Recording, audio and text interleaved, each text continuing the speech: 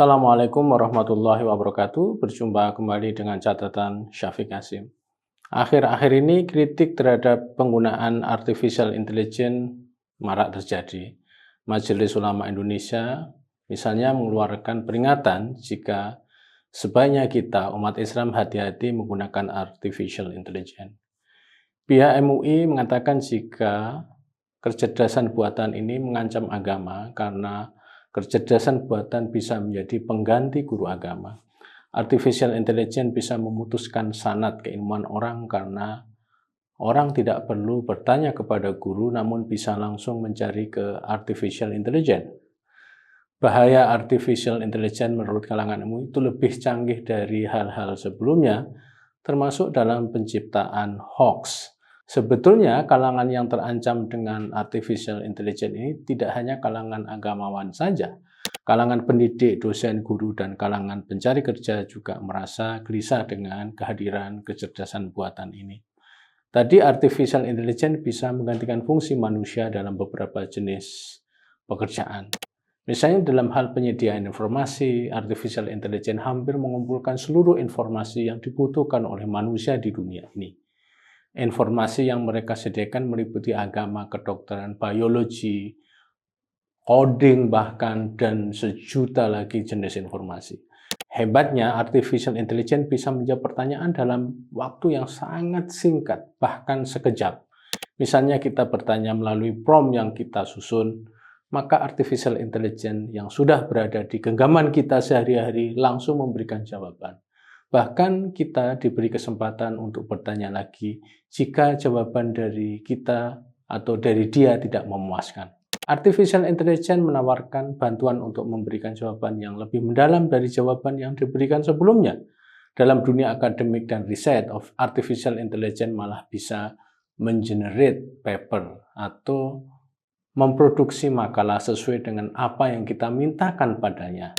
Bahkan artificial intelligence bisa menyediakan reference. Tidak hanya sebatas itu, dia bisa menawarkan model penulisan berdasarkan gaya penulisan jurnal tertentu. Bahkan artificial intelligence bisa menawarkan model transliterasi yang berasal dari bahasa asing, terutama dari bahasa Arab ke dalam bahasa Inggris, yang memiliki akurasi sangat tinggi. Ini ancaman bagi dunia akademik apabila menulis sebuah topik, apalagi dalam bahasa asing, terutama bahasa Inggris, perlu berjam-jam dan bahkan berhari-hari, namun artificial intelligence bisa menawarkan pada kita hanya dengan waktu yang sangat singkat.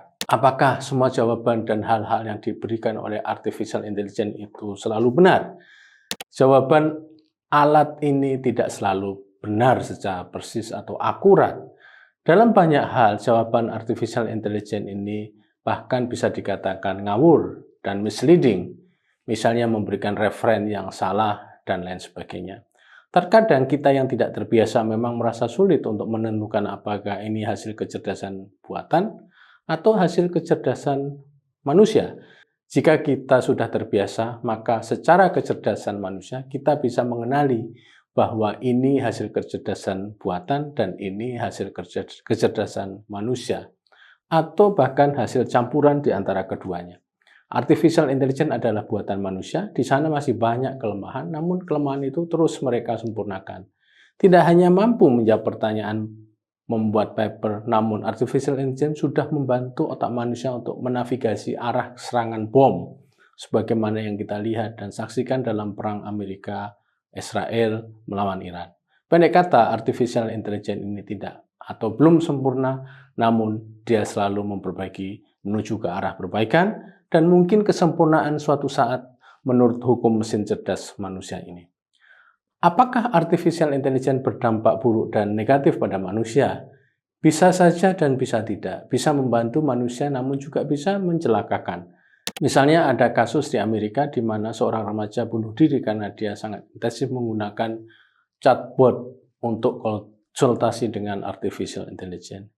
Dia menganggap artificial intelligence adalah teman sejatinya sehingga ketika AI menganjurkan dia untuk berbuat sesuatu, maka dia akan turuti. Jika cara pandang kita soal apakah membahayakan atau tidak, maka sebenarnya banyak alat, mesin, dan hal-hal yang lain juga membahayakan. Tidak hanya artificial intelligence sesungguhnya. Masih ingatkan ketika Google datang ke kita, semua hal ditanya ke Google, dari soal membuat kue sampai soal agama juga. Bahkan zaman Google Jaya, ada istilah yang cukup terkenal di telinga kita, yaitu Kiai Google. Julukan Kiai Google ini muncul karena fenomena pencarian informasi agama lewat Google, tidak lewat pembelajaran langsung pada kiai, ulama, dan guru. Persis yang dikomplain oleh MUI tadi. Sering kita meledek pada seseorang yang sok tahu soal agama, namun ternyata pengetahuan agamanya hasil searching di Google. Maka kita menyebut mereka sebagai orang yang belajar pada Kiai Google. Orang ini kita sebut sebagai santri Google. Fenomena Kiai Google menjadikan Google sebagai kiai marak di kalangan pengikut Salafi dan Wahabi di Indonesia pada saat itu. Karena pendidikan mereka bukan latar belakang agama pada umumnya, maka mereka membaca informasi lewat mesin pencarian Google. Fenomena Kiai Google ini sebenarnya menunjukkan rasa terancam kalangan tokoh agama. Demikian juga dengan kemunculan artificial intelligence. Kalangan agamawan merasa bahwa artificial intelligence menjadi saingan otoritas. Kekhawatiran ini juga masuk akal jika kita belajar dari konteks Kiai Google sebagaimana di atas. Namun hal yang mungkin terus dan harus kita ingat adalah tidak mungkin semua alat itu buruk. Apalagi jika alat itu adalah hasil ilmu pengetahuan dan teknologi, hasil olah pikir manusia. Demikian juga dengan artificial intelligence. Lalu apa yang bisa kita ambil pelajaran dari artificial intelligence, khususnya dari chatbot misalnya? Kita sebenarnya bisa belajar kejujuran dari chatbot artificial intelligence yang sudah dimasukkan di dalam handphone kita misalnya. Soal kejujuran adalah salah satu hal yang bisa kita belajar dari AI. Ada hal yang menarik bahwa artificial intelligence tidak menjawab sesuatu yang dia tidak tahu. Jika kita memiliki pertanyaan yang dia tidak mampu menjawab, maka artificial intelligence bilang bahwa dia tidak memiliki jawaban. Bahkan terkadang dia bertanya balik tentang apa yang kita tanyakan.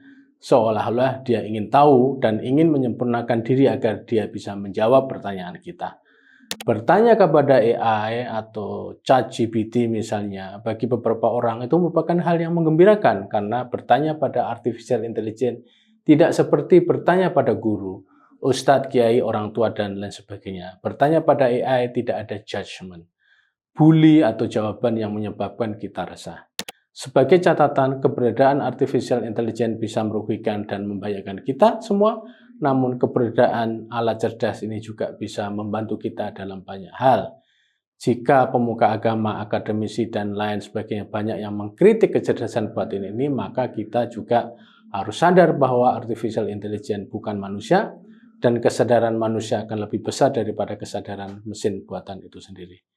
Bila kembali ke sini, manusia sebetulnya adalah tetap menjadi penentunya. Demikian, wassalamualaikum warahmatullahi wabarakatuh.